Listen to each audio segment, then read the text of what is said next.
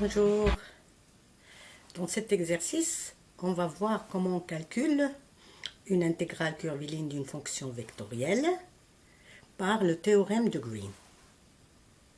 Ou plutôt, ici, on va utiliser le théorème de Green généralisé. Si on revient au cours, qu'est-ce qu'il dit le théorème de Green? Que si on est dans R2, dans le plan, au XY, et si f est un champ vectoriel donc de R2 donc sous la forme de PQ, le couple PQ, alors l'intégrale curviligne de f selon la frontière de R est égale à l'intégrale double du rotationnel de f sur R. Ici, c'est la frontière de R. Ici, R, c'est une surface, c'est là, c'est la frontière de R. Et le dA, c'est un élément de surface. Donc, ici, c'est dx, dy. Mais pour avoir cette égalité-là, il y a des conditions. Donc, on revoit ces conditions-là. L'écriture du théorème de Green, on peut l'écrire comme ceci, ou bien encore comme ceci, l'intégrale curviligne de f selon la frontière de R, c'est p dx plus q dy, intégrale, et le rotationnel de f dans R2, donc c'est la dérivée partielle de q par rapport à x moins la dérivée partielle de p par rapport à y. Bien, alors quelles sont les conditions? P et q doivent être continus avec des dérivées partielles premières continues dans un domaine D qui contient R et D rond R.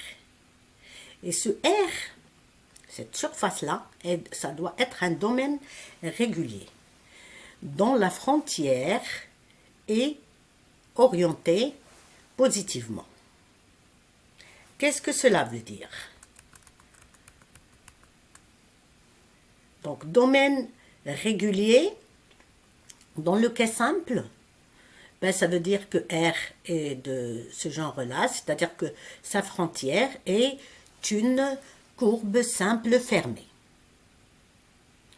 Pour le cas généralisé, le R doit être de ce genre-là, c'est-à-dire par exemple ici, c'est la partie assurée avec des trous, donc ce qui est blanc n'appartient pas à l'ensemble. Et le R, la frontière de R orientée positivement, veut dire que si on pose un observateur dans le sens du parcours, alors dans le sens positif, c'est quand il marche et qu'il laisse R à sa gauche. Donc par exemple, dans ce cas-là, c'est le sens trigonométrique. Pour ce cas de figure, c'est le sens trigonométrique. Ici, pour le contour extérieur, en fait, ici, c'est quoi la frontière de R? La frontière de R, ici, c'est cette courbe extérieure, union celle-là, union celle-là, union celle-là. Alors, donc, pour la frontière extérieure, c'est le sens trigonométrique. Si on pose un observateur ici avec sa tête vers le haut, par exemple ici, dans le sens de la normale extérieure. Donc là, en marchant dans le sens positif, il laisse le R à sa gauche. Par contre, pour les contours intérieurs, pour ces contours-là, donc il faut que l'observateur marche dans ce sens-là pour laisser le R à sa gauche. Donc, pour tous les contours intérieurs, ici, le sens, c'est le sens des aiguilles d'une montre. Donc, voilà. Donc, on revient à l'exercice. Utiliser le théorème de Green pour évaluer l'intégrale sur la frontière de R, x carré y dx plus 2xy dy, où R est égal à l'ensemble des xy tels que x carré plus y carré compris entre 1 et 4. Ici, c'est la même chose que de dire l'intégrale de f dr, avec f égale à quoi? F est la fonction vectorielle, donc R2 égale le couple PQ, avec P égale x carré y, et Q égale 2xy. Donc, vous voyez la forme des P et Q, et c'est indéfiniment dérivable, donc les hypothèses de continuité sont satisfaites. Maintenant, pour R, c'est quoi R ici? Donc, on va commencer par dessiner R. Hein, on reconnaît ici, en voyant x carré plus y carré égale à r carré, c'est l'équation d'un cercle, inférieur à r carré, c'est le disque, supérieur à r carré, c'est l'extérieur du disque. Le R, hein, on a x carré plus y carré inférieur à 2 au carré, à 4, c'est-à-dire 2 au carré. Donc, c'est l'intérieur du disque, hein, de rayon 2. Et on a x carré plus y carré supérieur à 1. Donc, c'est l'extérieur du disque, hein, de rayon 1. L'intersection de 2, ça nous donne la couronne, celle-là. Et c'est quoi la frontière de R? La frontière de R, c'est ce cercle, union ce cercle. Bon, pour les besoins du théorème de Green, cette frontière, elle doit être orientée positivement. On sait que l'intégrale curviligne d'une fonction vectorielle, elle dépend du sens de la courbe. Orientée positivement, donc comme ce qu'on a dit, hein, en marchant dans le sens positif, en plaçant un observateur ici, il laisse la région R à sa gauche. Donc ça va être, pour celle-là, l'extérieur, ça va être ce sens-là, c'est-à-dire le sens trigonométrique.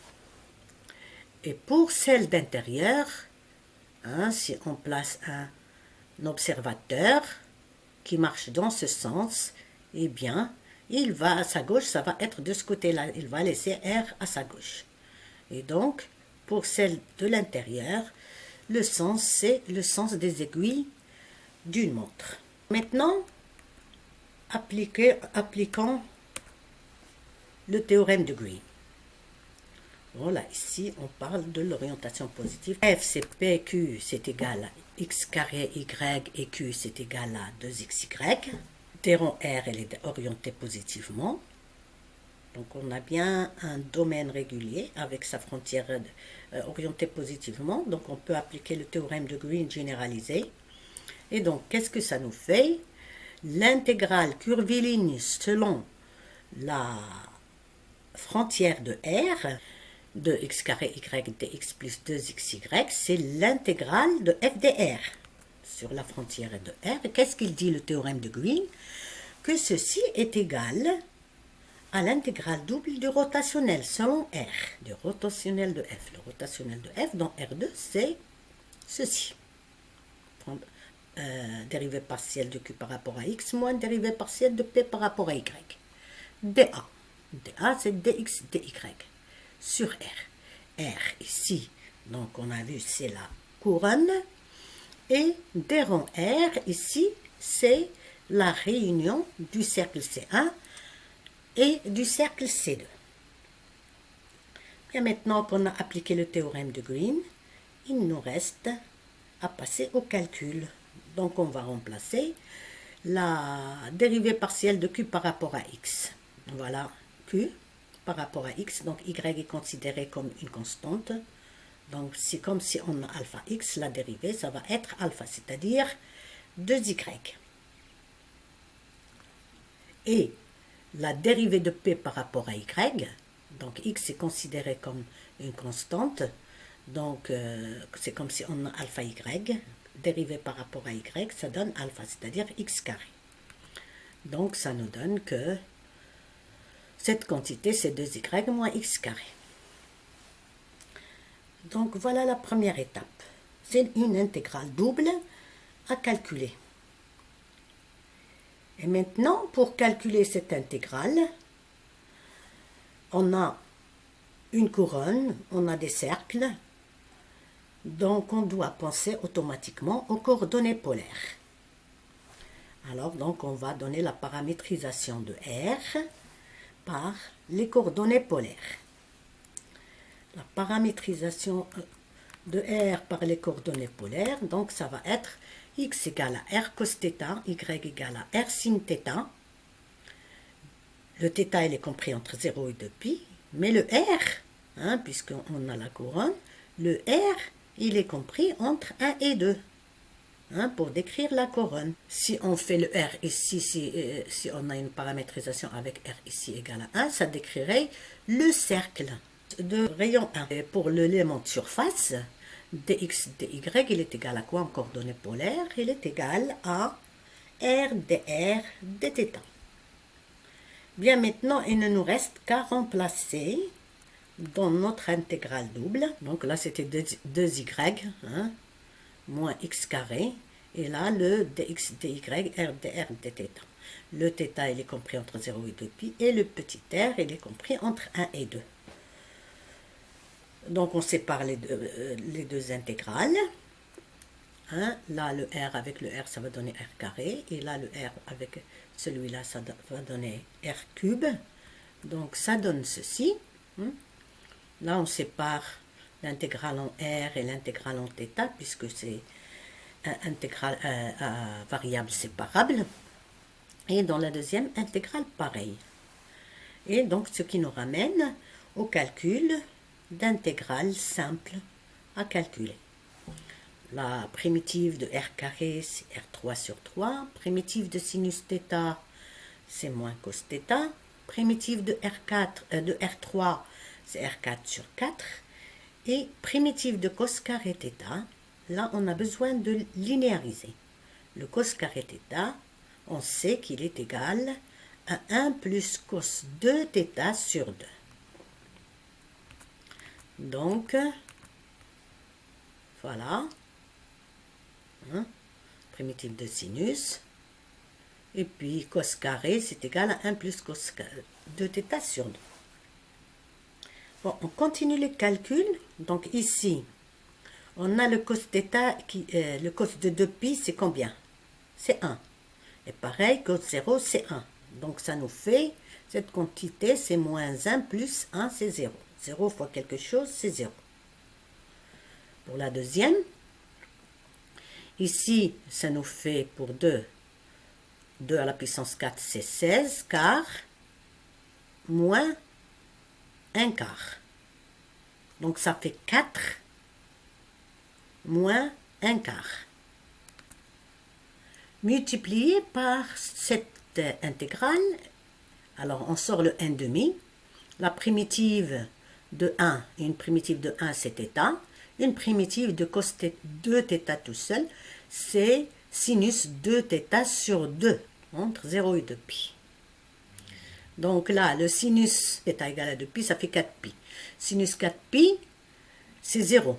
Ça se retrouve, si on a le cercle trigonométrique, ça se retrouve au même point que 0. Et sinus 0, c'est 0. Donc cette quantité est nulle pour ces valeurs-là. Qu'est-ce qui nous reste ici? C'est 2π moins 0. Donc ça fait 2π fois 1 demi. Ça fait pi. Et là, ça fait 15 quarts. Donc le résultat, c'est moins 15 quarts.